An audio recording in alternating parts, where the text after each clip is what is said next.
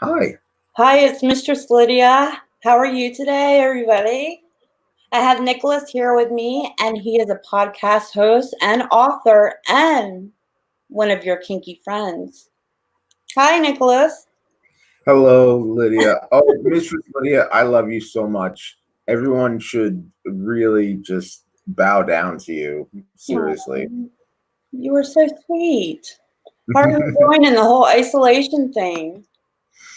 We're luckily I'm with I live with my dom, and Mm-hmm. it's not a 24/7 dom, Yeah, so it's really only in the bedroom kind of dom thing, you yeah. know. Um, so we just kind of do our own thing. I'm lucky that I'm doing a lot of interviews for your kinky friends. I am booked completely every day, except for tomorrow, which I have a day off, which is good. But yeah, I'm doing interviews. I've interviewed you a couple times, and yeah, that's keeping me sane. That's what's keeping me going, is the creativity of the internet. Now, I've been doing this before the pandemic, but at the same time, what's interesting is that now everybody's doing it. You know what I mean? Everybody, even Jimmy Fallon, Jimmy Kimmel and stuff, everything's doing through Zoom, which is fine, which is great. It's like people want to communicate with each other. People want to connect with each other, and if this is the way we got to do it, this is the way we got to do it, and let's do it. I know. I feel the same way. I mean, I started the podcast too during the isolation, but I mean, I have to be around people and talking to people as well. So, I know. I live. I have a big Victorian, old, very, very, very, very old Victorian house, hmm. right? And it was like a commune. Like you just walk through. It's two floors. You walk into a room, and there's like Natalia's painting a painting, and then you walk into another room, and then like someone's getting a spanking, and then like another room, and it was great because there were so many people around, and it wasn't like a drug hut or anything like that. It was just a bunch of like kind of kinky people chilling. A lot of food, and a lot of cooking, and and I miss those days. I really, really, really do miss those days, and hopefully they will come back. They better come back. Um, Yeah. all right. How old were you when you got into the BDSM fetish scene? Well, I was always kinky. Oh my god. When I was a kid, I was like, I don't know.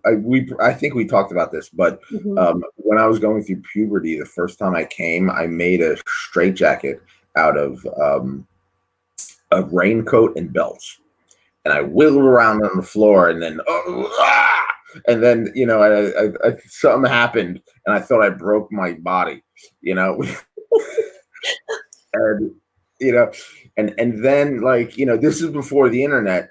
You had to really, really look for porn, so you would find porn in the woods. I don't know. You may be too young to know about this, but like people would stash their porn in the woods, and then fucking kids would find it. Teenagers would find it. And then I was a punk rock kid. Got into I watched the movie Sid and Nancy, and there's a dominatrix in the Hmm. movie Sid and Nancy, and she's whipping this guy hanging from the ceiling, and I'm like, I want to be that guy hanging from the ceiling. And so I was very lucky as a teenager to have a lot of girlfriends. Hmm. Um, yeah, I was very fortunate, but they always wanted me to be the alpha male dom. Hmm. And so I tied them up and stuff like that, and I teased them, and played with the nipples and stuff like that. But I always there was a yearning that I always had, and I still am. I can be a dom, and I'm totally fine with doing that, and I love it. But I want a balance in my life.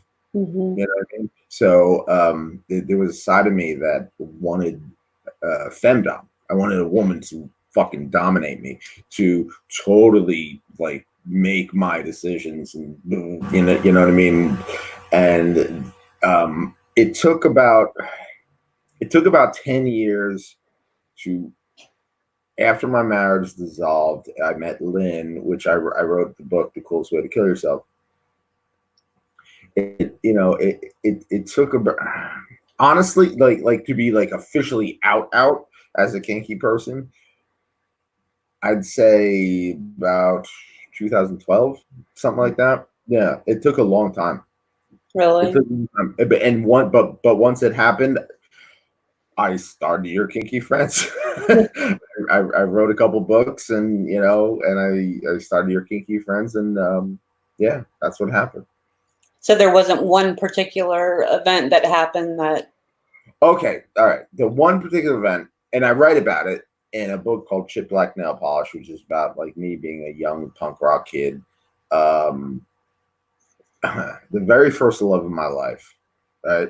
The very, very first love of my life. Her name was Kim. Mm-hmm. And I don't know where she is. She ran away from home and just kind of disappeared. She tied me up. She tied me up to her bed. And she didn't do anything either. All she did was tie me up to the bed. And I just sat there helpless. And she found a poem. She found a poem that I wrote about her, because I was a pretentious poet, you know what I mean? And she found a poem that I wrote about her.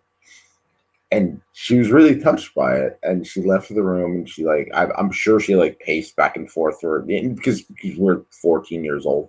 And then she comes back in and she's like, "Thank you." And then she untied me, and that was that. That was the first time I was like, I knew that I was not like all the rest. I was a little different. You know what I mean? Yeah. And what girl would do that? I mean, just out of the blue. So, I mean. Oh, she was a couple years older. Punk rock goth girl. There was a punk rock goth scene in New Jersey, and yeah. That's the way it was. And I loved every second of it. I felt like the luckiest kid alive. So, was there ever a scene that you did that made you feel uncomfortable? Made me feel uncomfortable. Maybe. I guess. I mean, the thing where the exposure thing. So it's I have a weird dynamic where it's I have a weird dynamic where it comes from, because anybody who watches the show who knows me knows that yeah, sure, I'll put on a French maid outfit. Yeah, I'll be submissive and everything like that. But I don't want pictures of me. Oh, yeah. All over Instagram or Twitter or Facebook. You know how there many sissy stuff, femdom sissy stuff is expose the sissy. That's really just not my thing. I actually enjoy and cherish the fact that it's private, so that makes a difference for me. That makes it kind of special in a way. Well, I know with myself, when I post pictures of sissies online, it's me asking permission from them. Really? I don't just go ahead and post them online and expose them. That would be pretty horrible. No, there's nothing wrong with exposure. Yeah. I'm not saying anything is wrong with exposure. It's just not my thing. It's that because you asked, you're like, what are some of the things that and yeah, that's just one of the things that I'm not for me that I want to be a part of, but I'll I'll fucking click on that picture. I'll watch that video, and all that stuff. I'll I have no problem with it. It's just that's the one thing that so like talking is a huge thing when it comes to domination, right?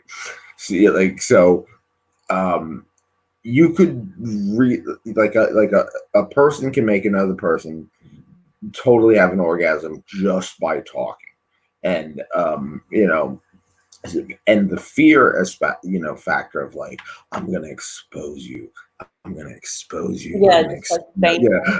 I'm gonna like that's like you know first of all, no joke, that may make me come. Second, I don't want to do it in reality. Yeah. Yeah. I have a scenario where I tell the submissive that a biker gang is coming and we're doing some training. You know, we got to really get them ready for, you know, to be a slut training. So the biker gang's on their way, and, you know, I'm playing it to the T up until that minute. So Right. that's what happens. They get Do excited. do you describe the biker gang like this is like this is Riff? This is Riff. He's a hairy guy and he's big and like you should like just describe each person. Well, it's funny because I do know these people, so I do describe them because I know them.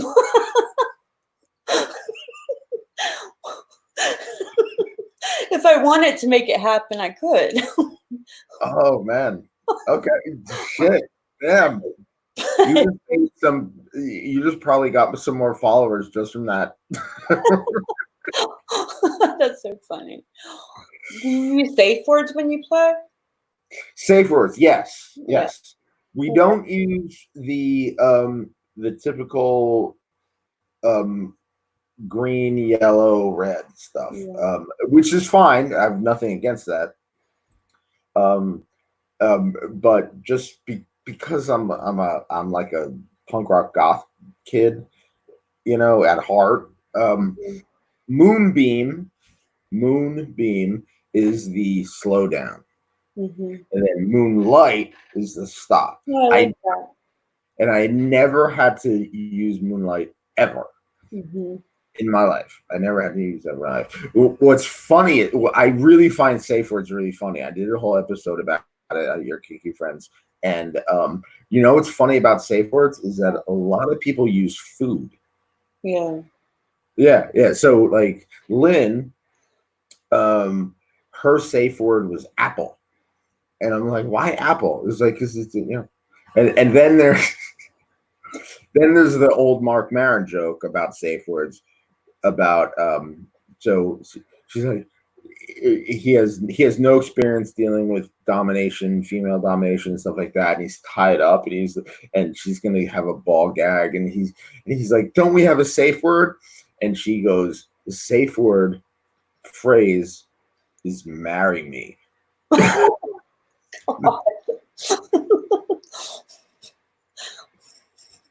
thought that was funny.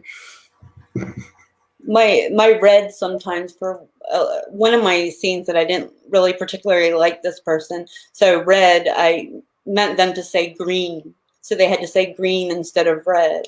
And I don't know. It was funny. It was confusing for them, but it was funny. Did you get confused? Like, not for me, for them, because they're like red, green, like stop. They didn't know what was going on, so it was just funny to do. That's basic. So all right. So basically that's saying if you say keep hitting me, I'll stop hitting you. Yeah, that's gonna work. All right. So tell us about the book that you wrote, The Coolest Way to Kill Yourself. Oh, okay. So, all right. I know you talked about it a lot. No, I don't mind talking about it at all. It's just that like there's a lot to it. Like I said, I grew up a punk rock skater kid in New Jersey, and there's this woman that when I was a teenager, and we had a fling. and it was supposed to be just a summer fling, but it turned into 8 months, and I was in love with someone before I even met her, right? And I broke her heart. I broke her heart, and Oh. I am very sorry about that. But 15 years later, we got back together, right? So Oh. 15 years later, we got back together, and I like to say we put the bond in bondage. And I also like to say true love is not having to clear your browser history. Yeah. So she liked to she this was her idea, not mine. Um, she liked it when I was with other women. So I would be with other women in front of her Mhm. and make love to them and say like she's so much more beautiful than you. She her body's so much more beautiful than you, and she would be like in the corner masturbating. That was something that she got off on. And because when we were teenagers, she was extremely jealous, and she took that jealousy and she turned it into something else. She turned it actually something into empowering in like in a way that she felt pathetic, but she loved the feeling of being pathetic. I guess. Yeah. Does that make sense? Yeah, that makes sense. And but she also had an ovarian cancer, Mhm. so she would steal hospital. She was in and out of the hospital, and she would steal hospital restraints. Mhm. Like every time she was in the hospital, like we have tons of hospital. I still have the hospital restraints, and one day, and like I said, true love is not having to clear your browser history. She Mhm. knew I loved femdom sissy porn, and she comes one day. She comes in garter belt, stockings, corset, looking gorgeous like a fucking goddess, and she has hospital restraints in one hand and black panties in another, right? And she ties me to the bottom of the couch and she takes my pants off. And I'm not going to get into too much detail, but she puts the black silk panties on me. And she's like, I fucking own you now. I fucking own you now. And that led to I had to wear garter belts and stockings under my suit and tie at work. Mhm. We had um, a custom made metal chastity device made, you Nice. know. Yeah, and of course it led to pegging, and stuff like that. But we were still switches, and then um, unfortunately in 2012 she passed away from liver failure and kidney failure. So I wrote a book called "The Coolest Way to Kill Yourself," and it's a tribute. It's a tribute to her. See, and here's the thing: when we were in the rave scene in the '90s, I would get published all the time, but she wouldn't. And everything I published was like a tribute, because everything I write is really a tribute to somebody. You Mhm. know, I feel there's no need just to write anything that's not a tribute to something. So everything I write is a tribute to something, and she felt sad. She's like, no one's ever going to write something for me. No one cares enough about me. Aw. So I wrote the book for the girl that thought that no one would write for her. And that's what the coolest way to kill yourself is. It's filled with drugs, it's filled with sex, it's filled with an endless amount of music references. Mhm. It's really and looking back at it, it's like 7 years or 6 years, something like that. It's really rough. Like I would edit it, but I kind of don't want to edit it because the emotional aspect is still Okay. there. You know what I mean? But yeah, it gained a kind of very small but very loyal cult following, and yeah, I am proud of it. Seriously, I'm proud of it, and I think she would be proud of it too. Yeah. I love the title. How'd you come up with the title? All right. No, that's a good question. You know what? I've done so many literary interviews. No one's asked me that question but you. All Really? right. Yeah. All right. So how did I come up with the title? How did I come up with the title? Because a lot of it deals with um, just like saying "fuck you" to life, and not not caring, like being young, dumb, and stupid. And but then when you get older, it's it's the creativity level, right? So, you know, I in the book I write about writing the book. I literally, because it's Hurricane Sandy, I'm stuck in my parents' basement. I'm using a generator. I plug in the I plug in the laptop to the generator so I could write the book, and I'm like, I'm gonna write this book even if it fucking kills me, and I'm gonna be honest about it even if it kills me. So that's the coolest way to kill yourself, is just like, yeah, just go out in a blaze of glory. But then there's another level. um I was a narcissistic asshole. when I would seriously, when I was a teenager, and like I look back on how I treated um, Lynn, I was a selfish jerk. And then 15 years later, we get back together, and I'm humbled, and I realized how much of a smart person she is, and how much of a loving person she is, and how much we could help each other, and we truly did help each other. And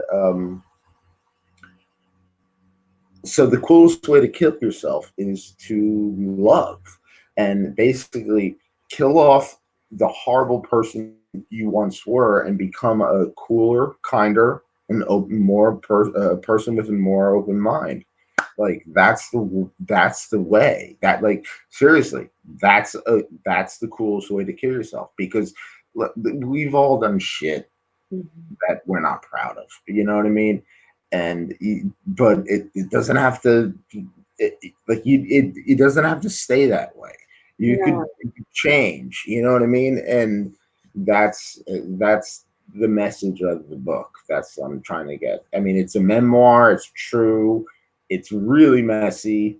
A lot of people seem to love it, but trust me, it's really messy. And but that's the message. Okay. Tell us about the book, Your Kinky Friends. Oh, oh, it's really one of my favorite books. Your Kinky Friends takes place after The Coolest Way to Kill Yourself, and it's a standalone book. It's true. It truly is. I mean, like, you can, if you read it together, that's great. It will work, but you don't need to. It, it's not like a series or anything like that. Okay. So Your Kinky Friends basically is a story of, it's a true story of the king. It's a tribute. Like I said, all my books are a tribute, and it's a tribute to the Kink community, the New Jersey and New York Kink community, and it's really about just a bunch of me and my friends, and I got permission from all my friends to either use their name or their separate name or whatever, and we're all going through some shit. Like, I'm going through, dealing with grief, and just not knowing if I could ever connect with another kinky person again. And then we have Randy. Randy, she is she confesses herself as a slut, and but she's bullied, and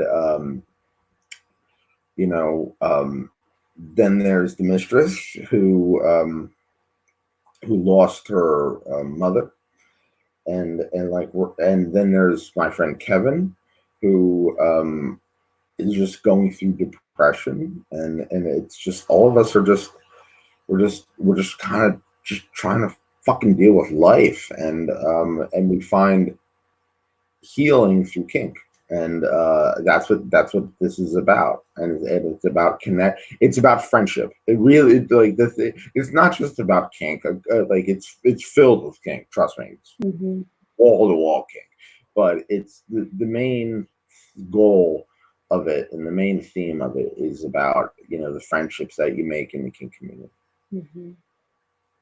They are stronger, it seems like. I have a strong bond with people, Yeah, right? I mean, they're like, trust me, I love the person that, sells me that sells me wine at the liquor store. Like that person's great, you know what I mean? But the person that could spank you, like there's a different kind of trust there. There's a different kind of love right there. You're right. um, so you mentioned a punk rock goth kid. How was that scene in New Jersey back in those days? There was a scene, right? Oh my God. Yeah, there was a huge scene. I haven't been, first of all, I haven't been out the house in a while, but yeah, no. See, New Jersey's got it down. Seriously, they have it down. We got Rutgers University. We got all these universities, and what they do is they have houses and they have basements, and what they do is they put on shows. They put on shows where comedy shows and music shows, and and what's fucking great about it is that like you never know what you're gonna get. You can go in, you could find like someone acting like Sprockets from SNL, like this is Robert Sprockets with dance, and then you could find like some like hard rock person, and then like some new age person, and then a stand-up comedian, like, and this is all in people's basement, and you just like it's Really? Oh God, yeah, it's great. It's really fucking cool. Yeah, New Jersey's got it going on, and it's all underground. Like you won't find it like plastered all over the streets or anything like that. You got to like seek it out. Do you have a most memorable moment that I guess you can't get out of your head during that punk rock goth stage when you were a kid? Memorable. Yeah. Oh God, yeah. Okay, so all right. So I was at the Dead Milkman show. I don't know if you know. Oh my God, I have not heard that name in so long. Dead Milkman are great. I actually have talked to them. Like, yeah, Dead Milkman are great. Like, I'm in this fucking scene. So I was at a Dead Milkman show, and my girlfriend's ex-boyfriend's new girlfriend. You get it? Got it. All right. Was all aggro, and she punched her in the face in the pit. Oh my God. Yeah. She was really upset, as she should be. Right. So my girlfriend's ex-boyfriend's ex-girlfriend went to the bathroom. And then my friend went in there, who's a woman, goes in, kicks in. Her name was Diane, but we all called her Di. Yeah. Like, you're gonna die. And she always wore like this green jacket. She was very tomboyish, right? And she kicked open the stall, and she's like, "You know what you did was wrong. You know what you did was wrong." And then she took out a fucking chain. Right? This is the story I heard. All right, I wasn't there. This is the story I heard. She took out a fucking chain, and she's like, "Are you gonna apologize?" Oh my gosh. And she's like, fuck yeah, fuck yeah. And then she put the chain in the other hand, and then she just punched her in the face. Oh god. Oh wow. No, people at punk rock shows, literally, people would get beat up. Like, for example, Oh, yeah. no offense to REM, no offense to REM at all, but if you went to like a Minor Threat show or a 7 Second show or anything like that, and you wore like an REM show, an REM shirt, you would get your ass beat. Yeah. You know? Yeah, to say the least. So what was one of your favorite songs back then? By who? By anybody. What was one of your favorite songs during your punk rock stage? Don't mind punk rock because I love all music. Trust me, I love all music. But like the punk rock stuff, Too many. there are too many, but Pretty Vacant was by the Sex Pistols was something that really stood by. That got me into like the Brian Eno and the Clash and stuff like that. But the beginning of Pretty Vacant, like just the guitar riff is pretty amazing. Yeah. Do you play an instrument? I I was in a band with my brother. I don't. Do you know who Ween is? Ween? Ween. WEEN. No, I can't. I don't remember off the top of my head, but You I gotta will check look out it Ween. Holy shit! Especially now that we're in quarantine. Oh my god! Some of that stuff is just like I don't know if you smoke pot or any. You don't even need to smoke pot. Just it's just like you listen to it and you're like you can get a contact high from it. Yeah, check out Ween. They got some fucking weird shit.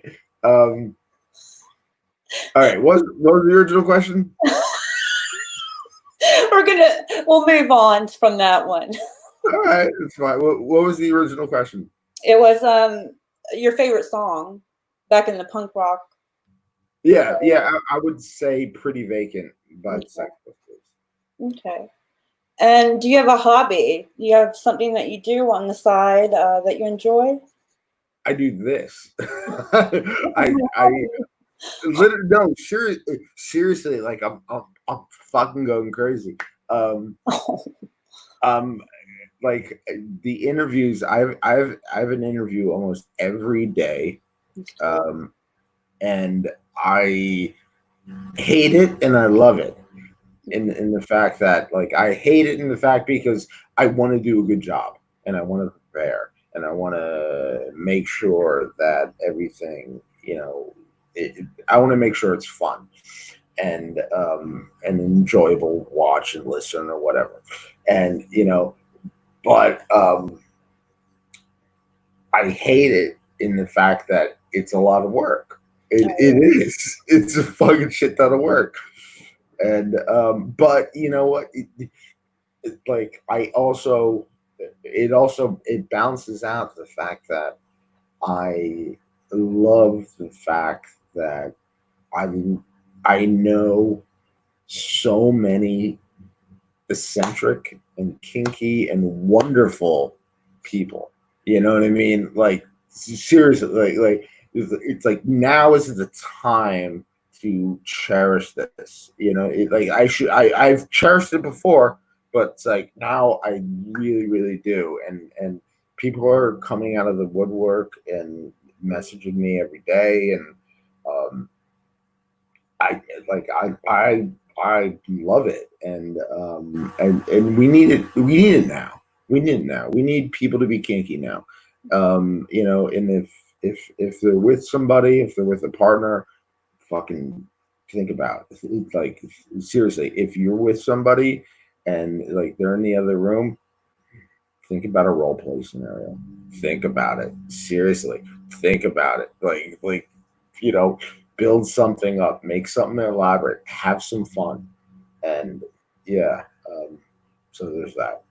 People need to do that way more than they already do. So Yeah, right. yeah.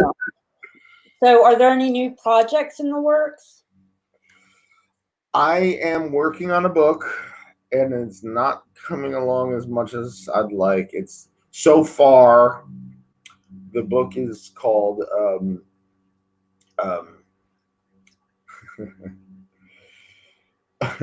"Sex, Wine, and Ibuprofen." I love your titles. Oh my God. So it's basically about a lot of it's about being kinky and being fun, but growing older. Um, you know, I find humor in great. Like if you're gonna grow, if I'm gonna grow old, I'm gonna fucking laugh while doing it. You know what I mean? So it's like I'm in my 40s, my mid 40s, and you're like, yeah, fuck it. If I'm gonna grow old, I'm gonna fucking laugh and hopefully make other people laugh while doing it. That's my, I don't know if this project is gonna finish, but and then we have another project that I think we talked about offline, um, you know, that I don't want to mention yet, but I'll keep it hush. yeah, but I got backers. Let's put it that way. Okay, that's awesome. I wish I could say it, but I can't. So, your love interest. Who's your love interest nowadays? My love interest. My love interest. Well, I am in an open relationship. I do live with my dom. Um, she is a vet tech. She's not a professional dom, and we don't live at 24/7. And it's one of those things where like in the middle of the night, she'll roll over and she'll be like, "Put on a slip and stockings," Mm-hmm. and then I have to put on like stockings, lick her pussy, and then and then she like teases me, and then I beg her to fuck her, and then I fuck her, and then I suck on her tits until she comes. Nice. You have a nice evening plan. That's not a bad set. When you put it that way, it's not a bad setup. It really isn't. Not at all. It's like it's a win-win. Exactly. It's a win-win situation. So, yeah. So yeah, there's that. I mean, we play with other people, but now with the coronavirus, we can't. Yeah. Like I said, I had my house was like a fucking commune. We had like tons of people here all the time, but now it's just us, and like we're getting along and everything like that, but yeah, that's the situation. Okay. Tell us more. I know you've mentioned the podcast, but tell us more about it. About what? The podcast, your podcast. Oh, okay. So, okay. We have a whole podcast network, which I want you to join my podcast network. And you can join other podcast networks. I won't be jealous.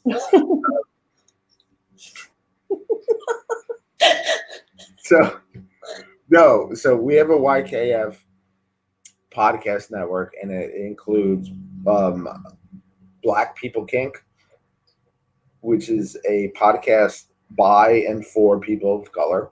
Mm-hmm.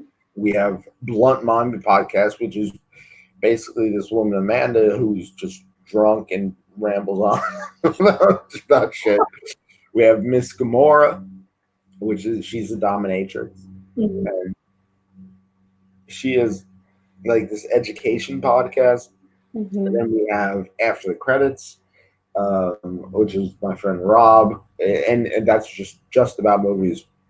We have Questionable Behavior, which is a podcast about just a lot of it's rap, hip hop music, which I love, but still, so it's not always just kink.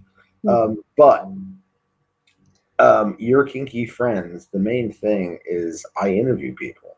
Yeah. So I absolutely love to interview people. Like I've interviewed you several times. I love interviewing you. You are fucking amazing. I want to do. I think we got to do a part 3. Is it part 3 or part 4? There would be a 3. Okay, so it would be part 3 because we did one with Dominate Me. Yeah. Yeah. So One where I kept going in and out. Yep.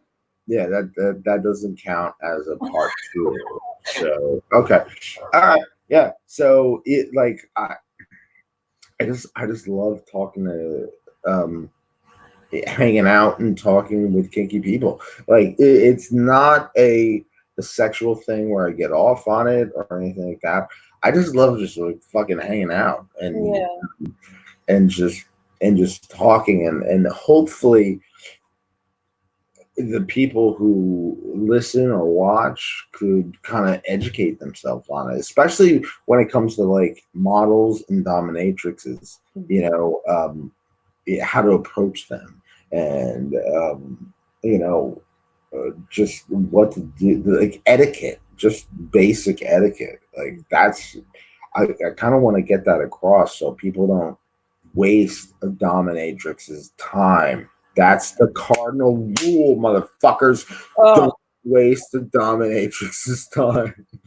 And you know, so that's just kind of like what I want to do. So I just like now with the quarantine, I'm going stir crazy where I literally just I I love it so much more.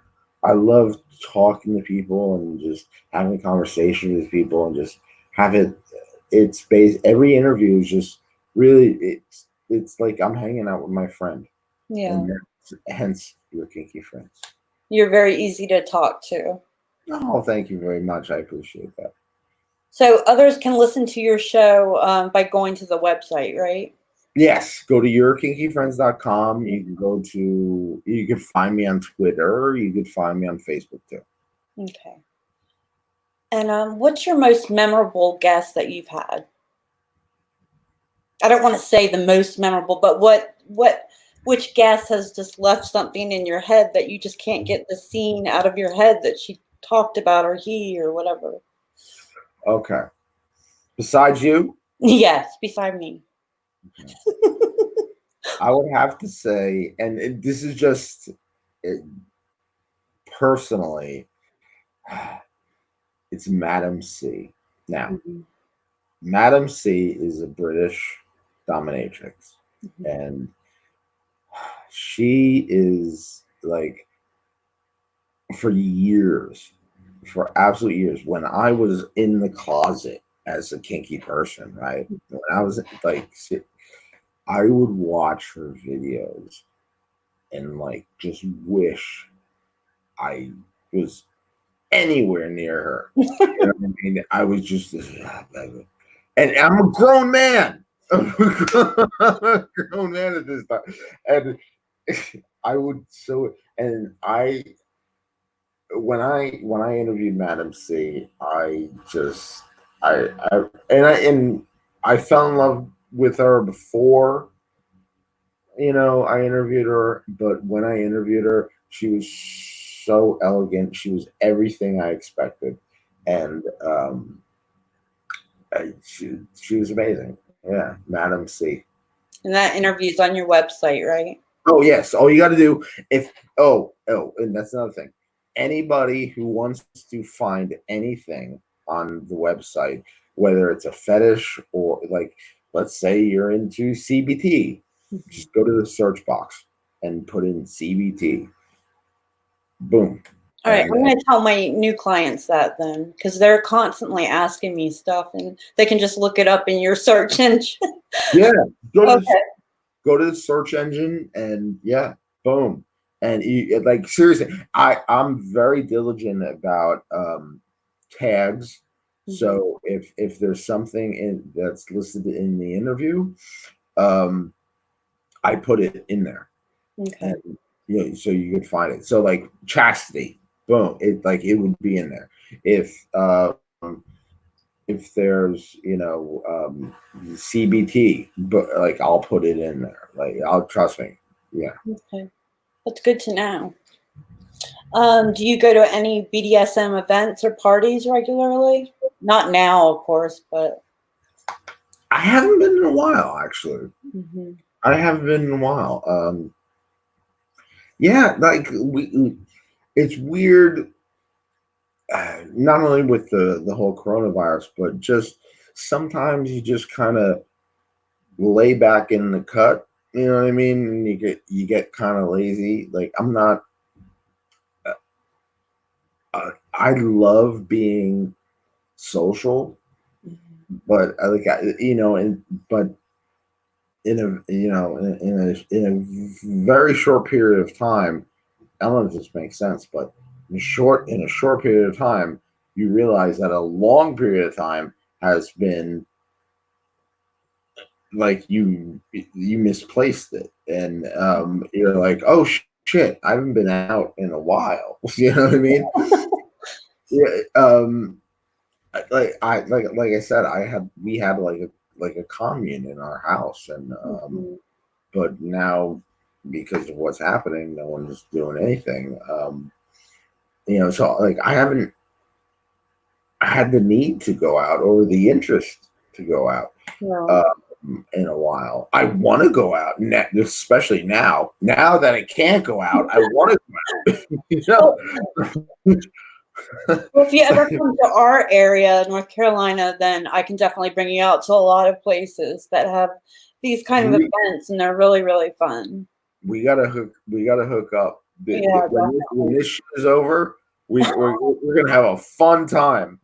I agree. It's much needed too. So Yes, yeah. Oh my God, can you imagine? All right. Let's do this. Let's do this real quick. The day there's no coronavirus at all, mhm. what's the party going to be like in North Carolina? I would say we could go to either Purgatory or the Dominate Me event, depending on when it is.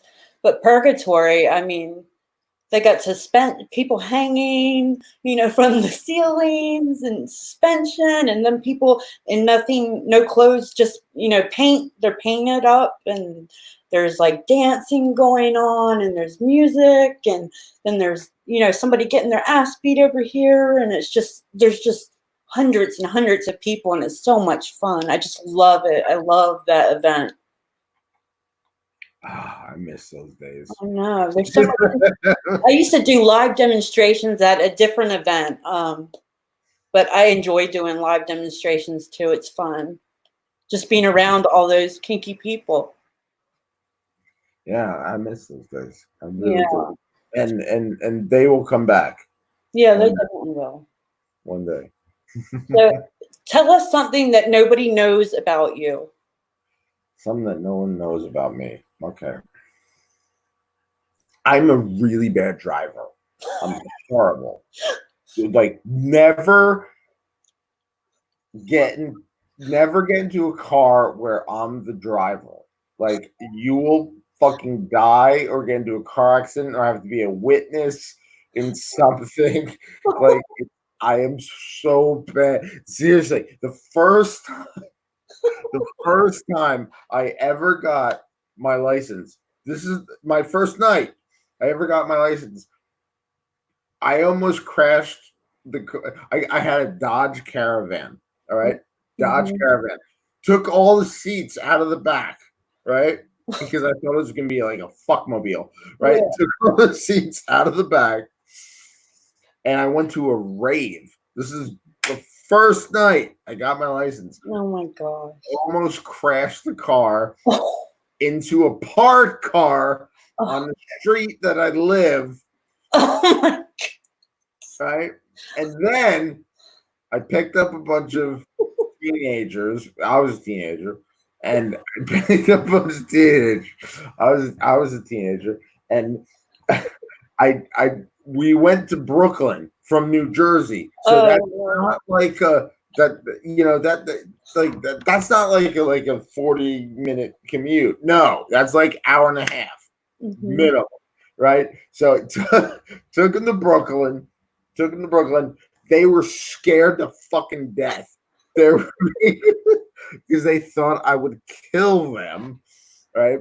And then me, being the most responsible person in the world, took a bunch of acid and ecstasy, and and then and then and then my friend Sue had to drive us home an hour and a half. Remember, you know what I mean?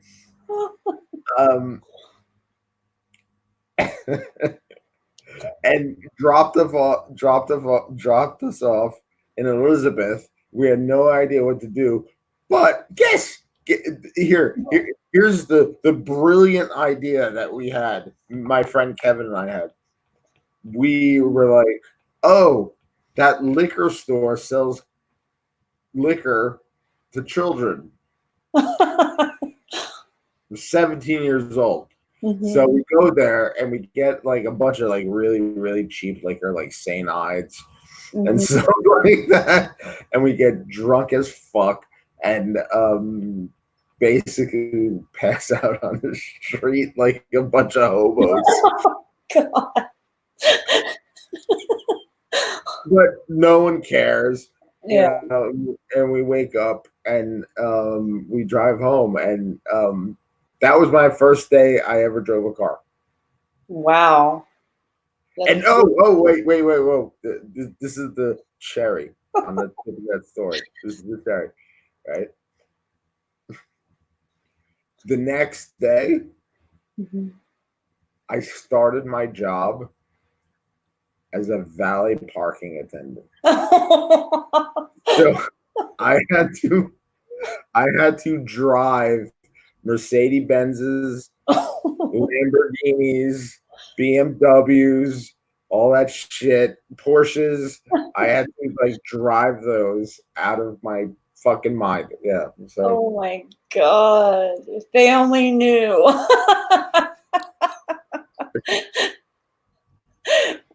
We all used to do crazy things. So last question for you. I know it's been pretty long. If you could tell everyone in the world one statement, what would it be? Be cool, be kind, keep an open mind. Yeah. I like how everybody responds to that. It's nice. My friend Desmond said that to me, and it resonated. And I live by that, really. And I've had a happier life because of it. Yeah. Well, thank you so much for being on the show. Thank you for having me. It's an honor. You're awesome. Your stories rock. I love them. Oh, thank you very much, Mistress Lydia. And I want you to be on my show too again. And you're coming to North Carolina when this is over. When this is over, yes, I'm fucking definitely. I'm like, seriously. I got my helmet on. I'm strapped in. All right, sounds good. All right, take care. Take care. All right, bye. Bye.